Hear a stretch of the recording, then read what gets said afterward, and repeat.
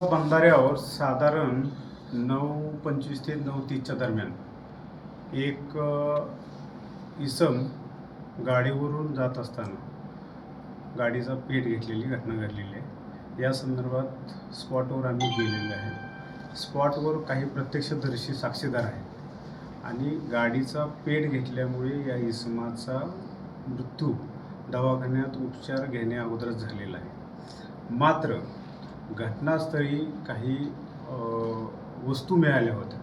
या अनुषंगाने FSL फॉरेन्सिकवाले आम्ही बोलवले होते.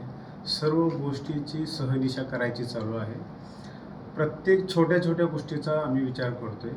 मात्र प्राथमिकदृष्ट्या हा इसम गाडीचा पेट घेतल्यामुळे त्याचा मृत्यू झालेला आहे. त्याला त्या ठिकाणच्या लोकांनी मदत करण्याचा प्रयत्न केला, मात्र तो चांगल्या जळलेल्या अवस्थेत असल्यामुळे उपचाराच्या अगोदर त्याचा मृत्यू झालेला आहे. त्याचं PM वगैरे झालेलं आहे.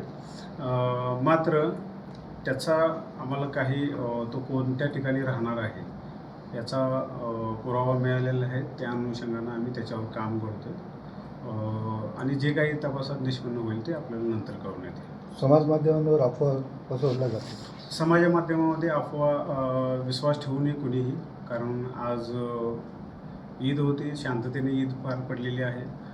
दुपारचाही नमाज चांगल्या पद्धतीने पार पडलेला आहे आणि कोणीही कसल्याही अफवेवर विश्वास ठेवू नये.